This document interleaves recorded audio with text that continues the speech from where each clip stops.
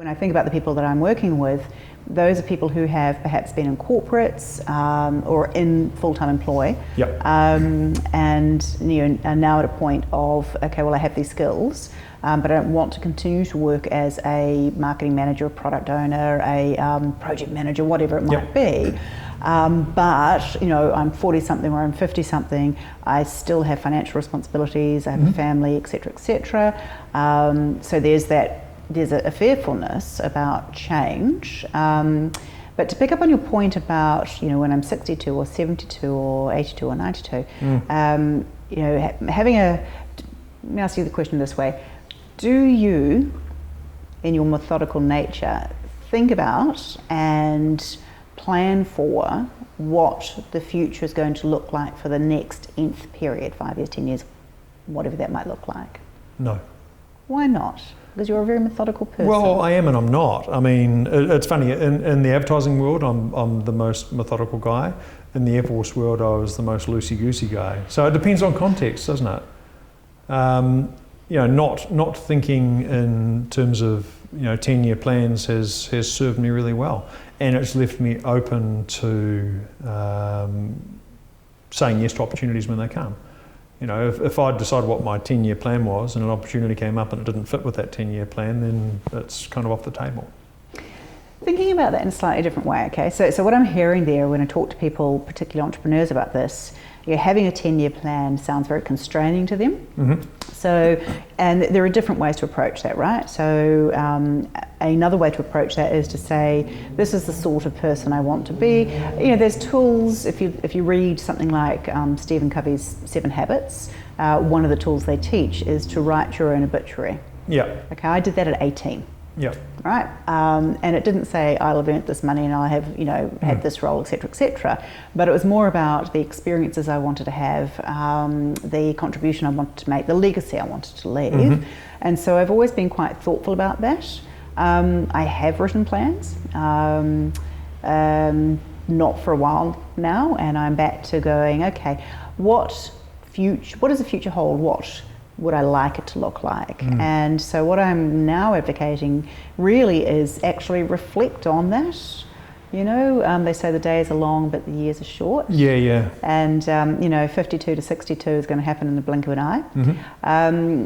So thinking about creating a future plan in a less constrained way as these are the goals I must achieve, and more in a way of, my legacy, what sort of person I want to be, what I want to leave behind.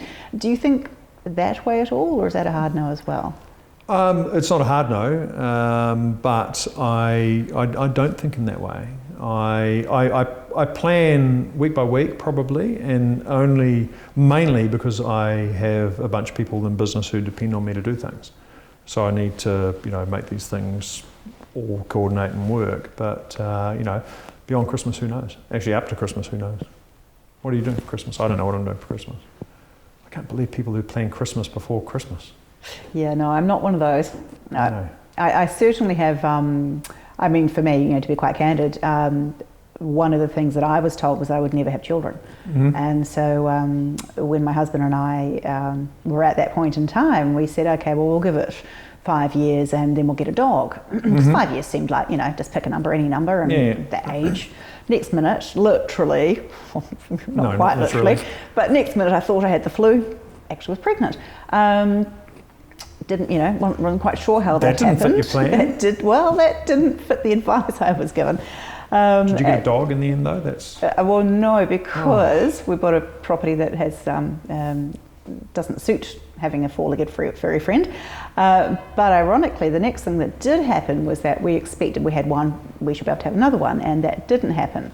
And so I did get to a point where I do eat the dog food. I actually, I do write plans, although the last one was, about a decade ago, to be honest.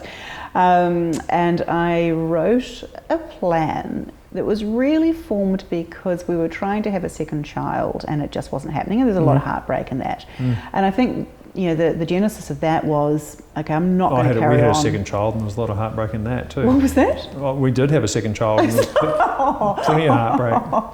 I hope you're saying Teenager now, yeah.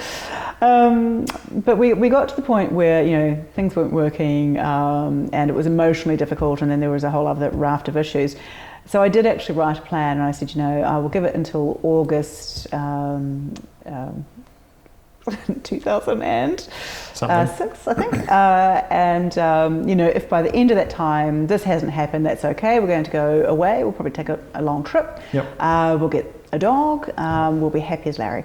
And my daughter turned up in August of 2006. I'm now at that point really of saying, okay, well, the reality is actually, if I peel that back a bit, actually I plan all the time. Mm-hmm. I planned to run 10Ks, so I figured out how to do that, and there was a plan, you know, in place to do that. We like to travel. I plan how we're going to do that, where we're going to go.